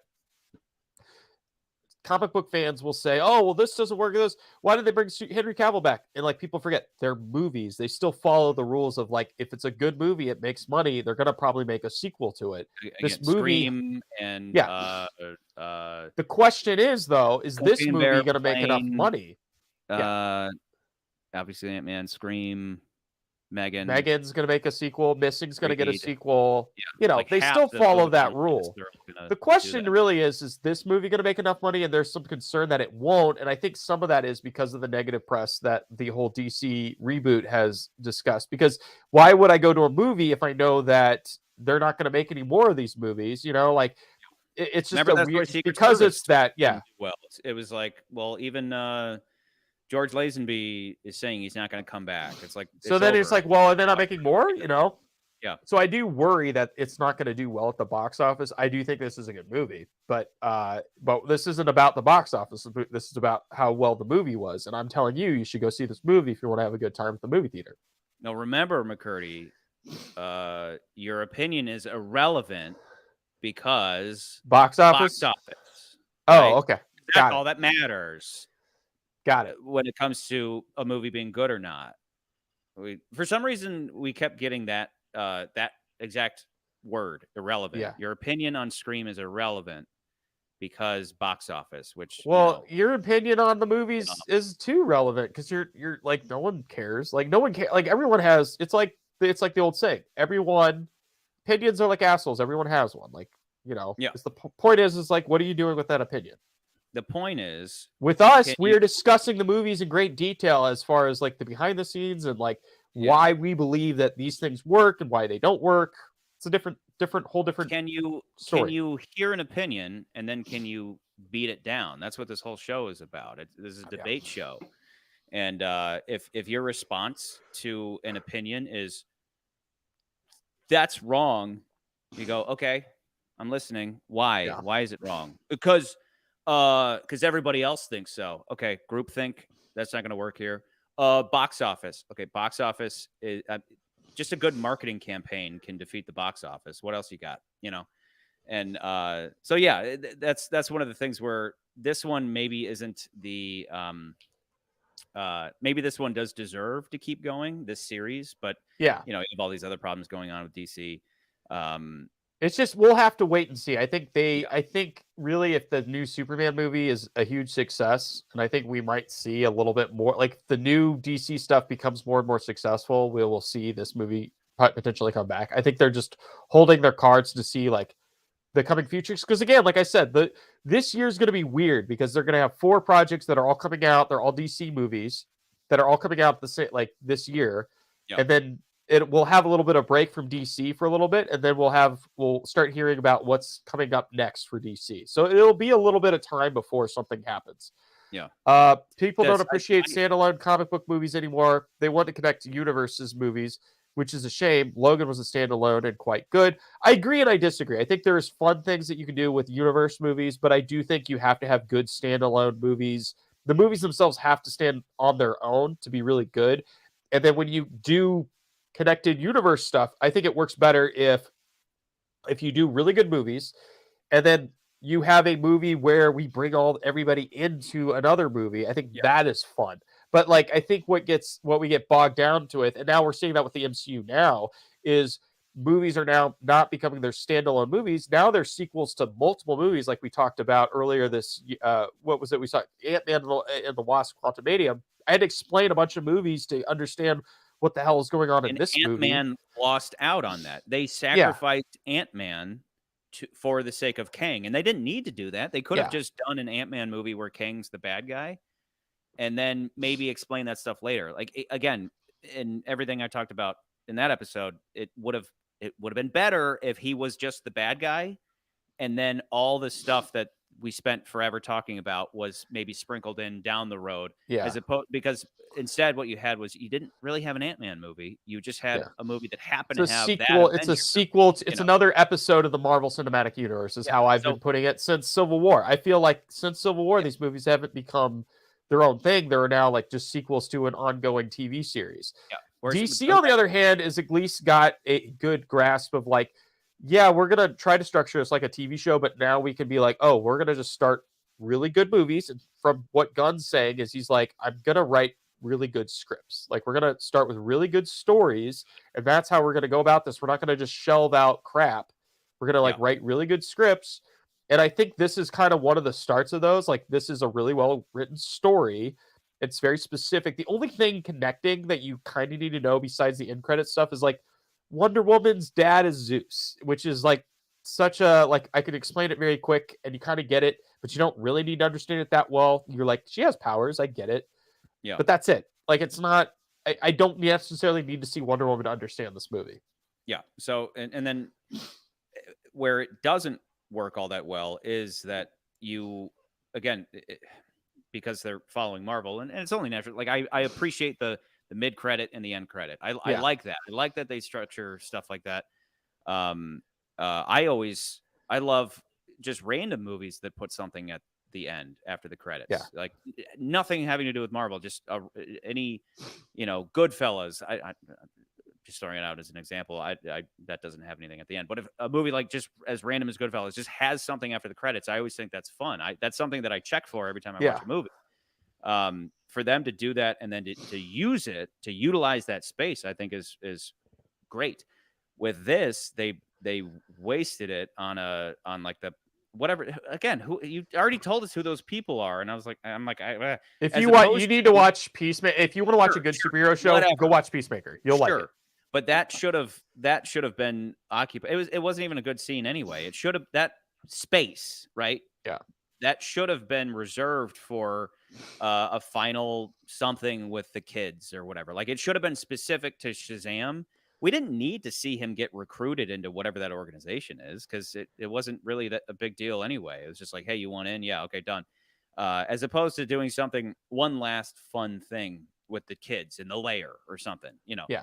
And that's where it's kind of that's where it's frustrating when they do the cross movie stuff. The whole point of an extended universe, when they do that well, you're like, this is great. When they waste it like that, you go, because Well, I don't know. And here's the thing: I don't know if that's going to be wasted, because again, like, I don't know. No, but like I'm saying it's wasted because it was just kind of pointless. We don't know that. That's what I'm saying, is we don't know that for sure, though. If he got pulled into whatever organization and then they make a movie about that, they might.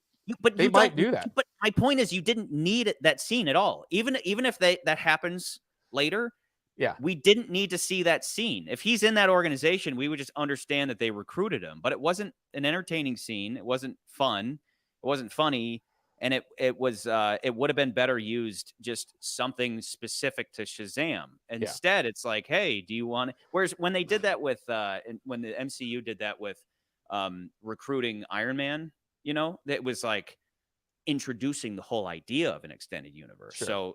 So it was necessary because it was like the first jump in the pond. But with this, it was just like a waste of space, is what I'm saying. It would have been better to do some kind of fun Shazam antics, something more specific to this movie. So that's where that stuff is just like. And I think you and I are going to have a difference of opinion just because our backgrounds. Like, I like comic book movies a lot. I don't know if you're a huge comic book movie guy. You seem more like movies first then comics. I like comic book. I'm starting to come around more to like just liking movies exclusively, but I like comic books as much as movies. I've read maybe I've read many comic books. I've written a comic book. Like, I like comics. Like, it's cool. I like superheroes. I like weird superhero lore. I like all that stuff.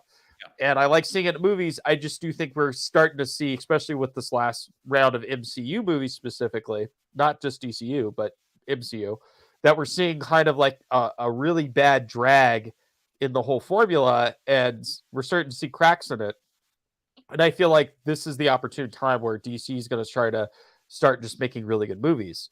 So I'm just hopeful for the future. I'm just hopeful for the future. If it's bad, it's bad. But whenever that was, like 5 years ago, whenever the Batman v Superman came out, I know I don't call the shots. I just remember at the time, again, it's easier for me to say, but I remember at the time being like, okay, this is all garbage. What you have to do now is just start over. Now, don't keep trying to fix it. Just reset it now. This was 5 years ago, 6 years ago. Start just making one-off movies again. Just focus on, just like James Gunn is saying, like, we're just gonna make really start with really good scripts. Forget about this extended universe crap. While you're making those, have another team, a Feige, who I guess is now Gunn, start thinking up long term. And what's going to happen is, at some point, Marvel is going to take a downturn. And that's right when you're going to be catching your stride, right? Yeah. Think 10 years down the road. Don't think 2 years down the road, 10 years down the road, 20 years down the road, just like they are. And you don't need to catch up. You just need to bide your time and trust in the properties and the characters. But instead, it's run by the fucking WB board or whatever. And everything is about the next quarter, the next quarter's earnings and the bottom line, this year, and not 10 years. They want the money now. They don't want it down the road. Exactly. So it was just like watching this train wreck in slow motion. Like, can't you just stop? Just stop. So I'm now they've learned the hard way, which anybody could have predicted. So I agree. It's like, because in the beginning it was, we've got the guy who made 300 and Watchmen is going to team up with the guy who made the Dark Knight trilogy. My God, this is going to be great. And then they just dropped the ball over time, and seeing them try again. Who doesn't want to see them try again? But it's still going to be controlled by the board of WB unless they, unless James Gunn can prove to be this Lord and Savior who can just really keep tabs on this whole thing and really do right by it. But, Kevin Feige had made movies forever leading up until Iron Man. So is James Gunn, of course, but in Did in you two you want to different hear a fun fact ways. about Kevin Feige, real quick? What? He was an assistant to the director of You Got Mail, and that's Yeah. like how he got his start, and then started becoming an assistant, and moved into being a producer. But yeah, he started. I watched that movie the other day with my wife, and we were like, and I was like, hey, that's Kevin Feige, and I looked up, it's the same Kevin Feige. Funny. Wow. Yeah. Nico's saying that like superhero movies and westerns. I don't completely agree with this. There's a lot more math if you look at it, that westerns were way more saturated than superhero movies are today. But I think who people cares like about that? He's people love to 19. make people love to make that connection, and I'm like, we'll see.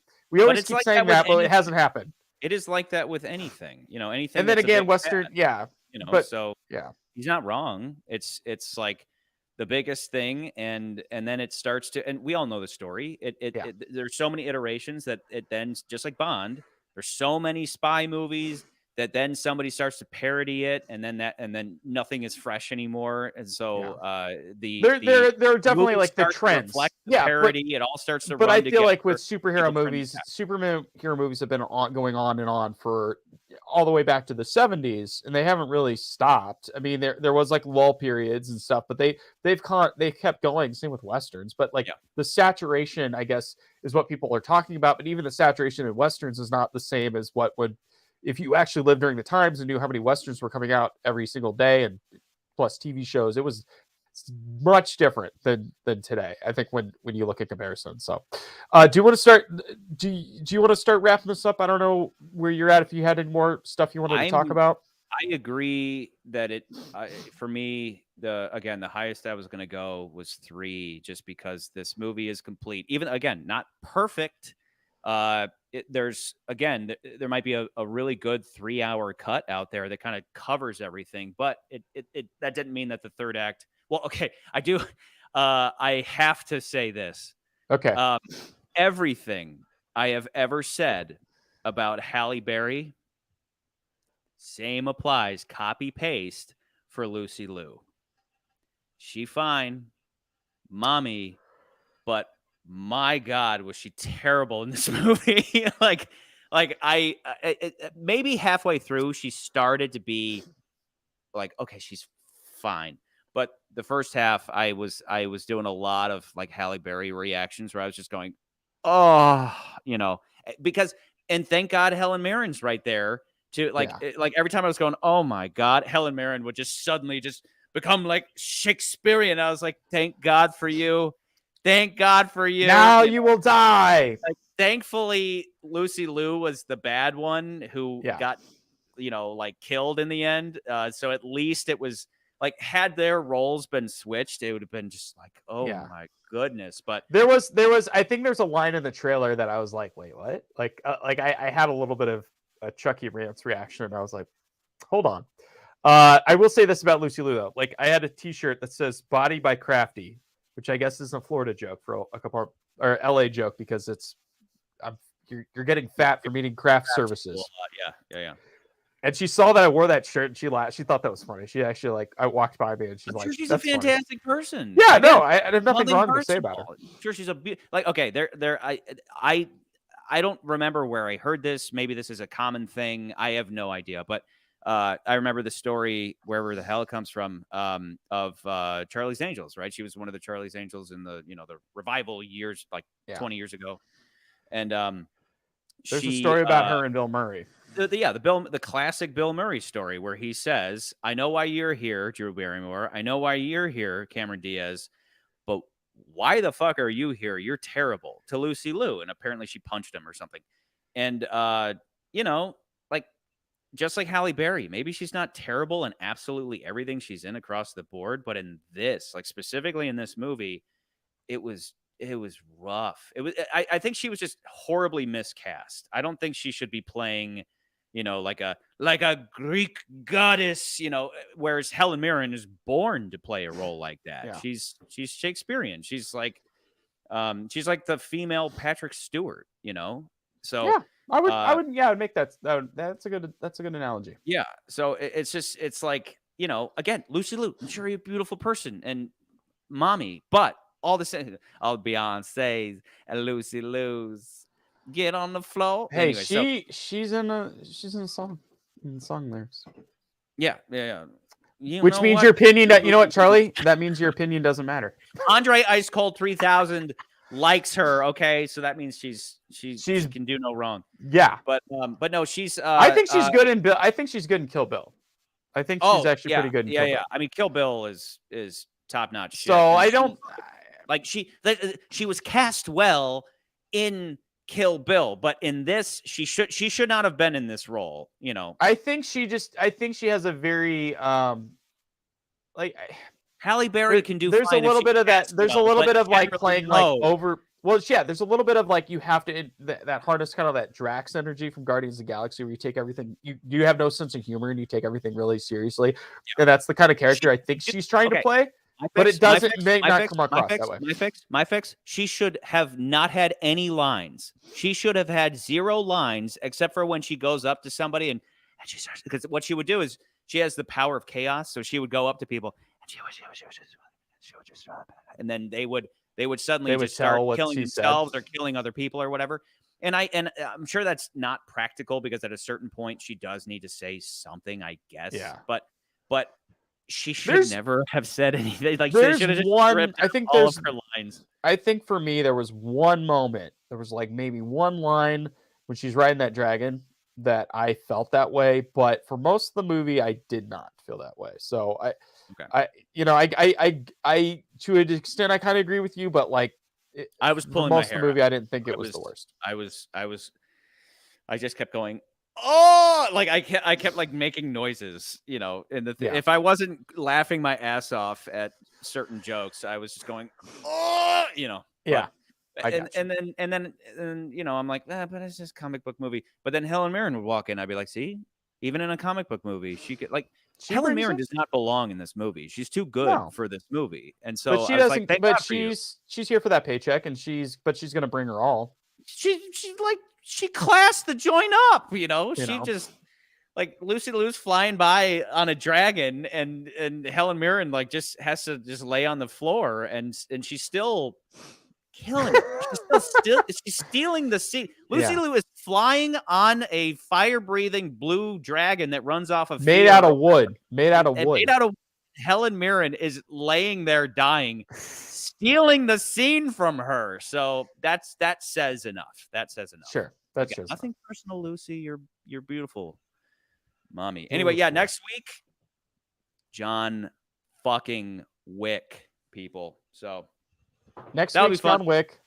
I will. I have to catch up on the movie. I rewatched the first one. It's the only one I hadn't. I haven't seen the second or third one. I think I've seen parts of the second one. I haven't seen the third one, so I've got to catch up. Hang on, I need to renumber the list. Don't mind me. Yeah, I need a better program. If anybody out there has a better system for us that would make it really easy for Charlie to just go. We're always because when we get to 15, when we get to 20, what is it? 21 is our halfway mark. He's gonna have something else at that point. He's gonna have a tough time. I'll put it into notes. I'll just use notes or something. And maybe by that point, I'll actually try to film the new intro for the show. So we're not using a record, which makes no sense within the context of what we talk about. Of course, it does. No, it doesn't. Okay, fine. Anyway, so I think I'm sure I'll wake up in a cold sweat tonight and I'll be like, oh God, I didn't say thing, but I guarantee you guys, like there are tons of comic book reference stuff that like if you want to know, someone's gonna make a video about the flaming violin and all the little knickknacks and doodads in the movie. Like that was the flaming violin joke is just like we don't know what it does. Like just the random stuff like that was so just plugged into the little kid, not just being way over his head like that. I love how they have all these little rooms and stuff. I loved like that book set. That was so cool. He's trying to map out all of the doors to figure out. He's like, I went to that place and there was some labyrinth. I love the porta potty joke where they're like the smell lingered and then she's like, wait, I smell it. And like or even okay, down to something as simple as there's a blue dome. The goddesses have put a blue dome around the entire city of Philadelphia, and nobody can get in or out, and because that's what happened to them, right? So they're getting revenge, and so they send a letter to the goddesses saying, hey, which the letter we don't need to even talk about. That's a great joke in and of itself.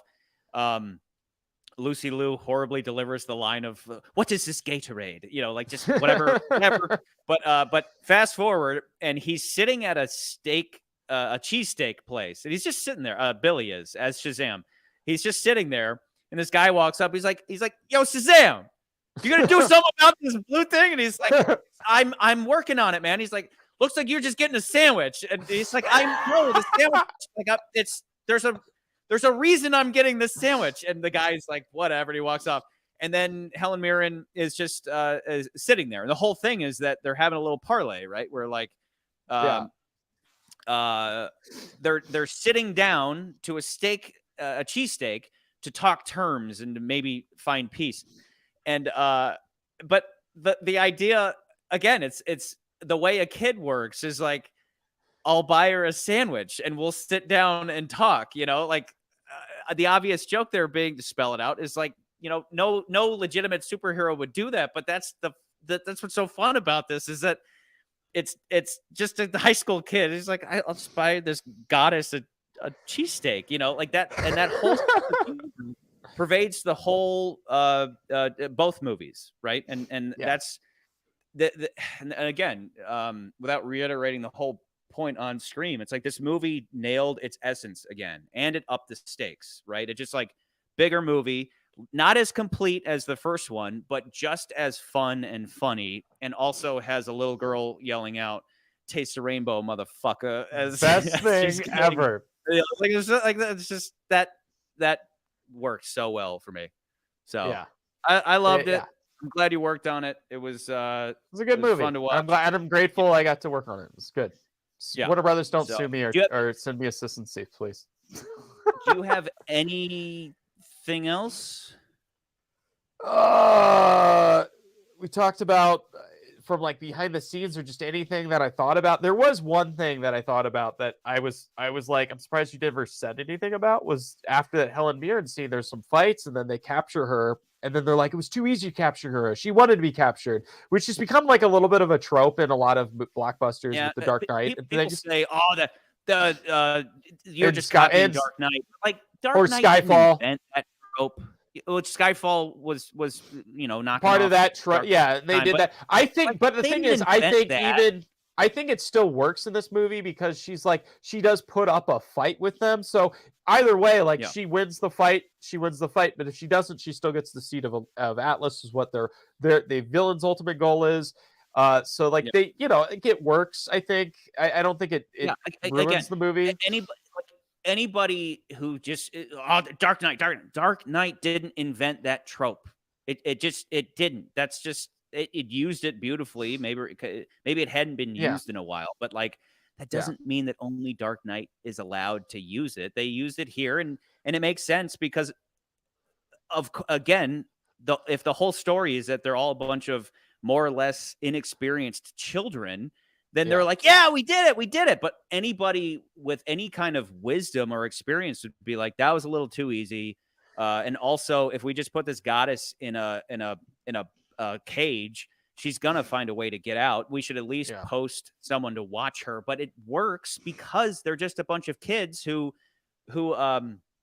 are easily duped or easily tricked into thinking that they won the day when they really didn't. Yeah. So again, it all goes back to the essence of the story, which is that these are all kids, and that's what's so fun. You know, again, I do wish that the kids sometimes better reflected their counterparts, but I'm not going to be too, you know, it is odd that the whole Billy thing though. It's fine with if the other kids don't, but the fact that Billy, Shazam Billy, and Billy the Kid, I guess is the best way to put it. Billy the Kid, speaking of Westerns, it is odd that they didn't reflect each other better. I and think that's I think I've seen a lot of people have said that about this movie so far. yeah. As far as I Unfortunately, didn't really read a lot of reviews, but from what people are saying is that Zachary Levi plays too immature at times, and I which I don't think think he it's the should. same. He should, and then Billy the kid maybe should have reflected him. Yeah. He could have been more But I nervous. think He it's could have just been we a little never got a lot of more, scenes. We just you know. did we only got maybe 1 or 2 scenes with normal Billy, and I think that's probably why it just doesn't read that well. Like we And in maybe those should have gotten and in another those couple scenes. couple yeah, in those few scenes, he was very serious, and maybe the time called for it, but we needed in the same way that in the opening they kind of do a quick recap, where the therapist is like, "Well, why don't you tell me your damage?" And he's like, "Well, Yeah. okay, I was abandoned at this and abandoned at that, and I watched a wizard die and blah blah blah, like all his trauma." That's a way of catching us up, right? Like just like a refresher of what happened in the last movie. Yeah. And even if there had that been immediately followed up by a scene with Billy where he is kind of like being childish, I think they just cut to them playing video games, and it's just he's just chill. But when he's Shazammed, he's very like this. He's very Yeah. ha, ha, ha, and it would have helped anchor it, but again, I'm not gonna like be super No. strict on it. I'm not gonna dock the movie for that. So No. because it is fun. And It's still a I fun like movie. the way Levi plays it, even though sometimes it's a little over the top, but it should be. Yeah. So okay, John Wick next week. McCurdy, this is your show, man. If you got anything else you want to say about this movie. I honestly don't have much more to say. I think we're gonna toast. We talked about the toast today because I mean we could have toasted Jack Grazer, who has really great performance. We could have toasted Freddie. Helen Freddie Mirren. Awesome. She Helen Mirren's she does a awesome. really great performance, but I think really it lies down with David F. Sandberg for a number of reasons. I think it's really cool that he is a filmmaker of this day and age that is kind of a start from the bottom. Now we're here, kind of filmmaker. I mean, they use the trailers, right? For It's David, this right? movie, David. And he has like, Oh, cool. he started making like no budget short films, which I'm doing that now, right? Like I'm making small short films. And now he's like working on big budget features, He's and living the he's dream. made this movie. Yeah.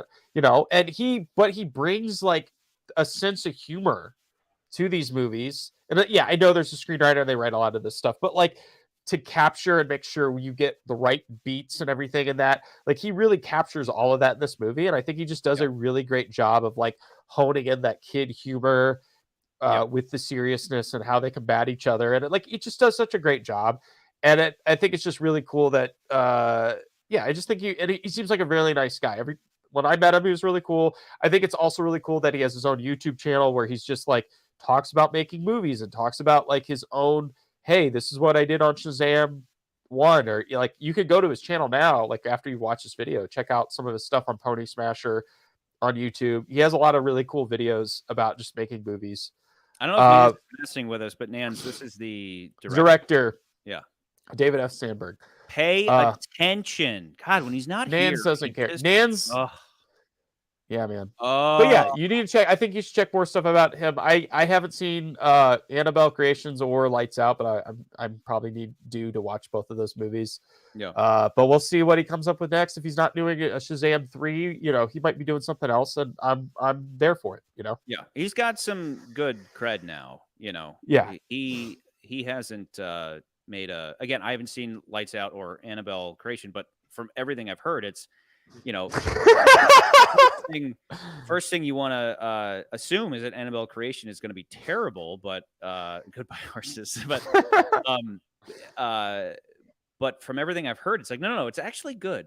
It's actually surprisingly good. So yeah, probably have to play catch up on those. But and that's the thing for everything that I talked about in in the casino episode or whatever, that there's a reason why a lot of the best directors are total assholes. And again, not just to be an asshole, but more so being very strict. Like, asshole almost implies that they're just mean for the sake of being mean, or they're too Hollywood. No. It's being strict, and it's not taking no for an answer, and it's fighting for your vision, right? And if that means you're an asshole, you're an asshole. But if you can do that and not be mean or an asshole. If you can, like a Spielberg, nobody ever sees Spielberg as being a prick on set. It's like he's too good for that, right? It's like Tom Hanks being a prick. It's like I Yeah, it doesn't don't work know on. about It's that. not work on you, bro. He's America's He's America's dad. heart, yeah, my real quick before we get off. My buddy hit me up recently and said, he said, dude, I just had a thought. Tom Hanks, you never see him, bang. Like you never see him like making out with anyone or like really like even kissing. You never really see any of that. And I said, yeah, dude, that's a great point. It's like America put him in the friend zone or something, like, like, hey, look, Tom, we love you. We love you like a little brother, right? But we don't ever want to watch you fuck. Okay. We never want to see you like kiss. Cause that would be like watching my brother kiss. Like, ew, gross. It's like Tom Hanks is in America's friend zone and he'll never be out of it. But anyway, he was in the movie I just referred with Kevin Feige. He kisses Meg Ryan in that movie. He kisses Meg Ryan in like 3 different movies. He does in whatever romantic comedy, but like how long ago was that? Nowadays, like okay, today. All right, I got you. Like over the last like couple decades, you don't really. He is America's sweetheart, but he's in the friend zone. He's not sexiest man alive, and pounding away on Anna de Armas or whatever. But yeah, right. Anyway, back to David. Finish your toast. Let's David F. Sandberg. To David F. Sandberg. Yeah, that's how he. That's yeah. Name. Funny movies, sir. We enjoyed them. Good. Good night, y'all. If I can find found.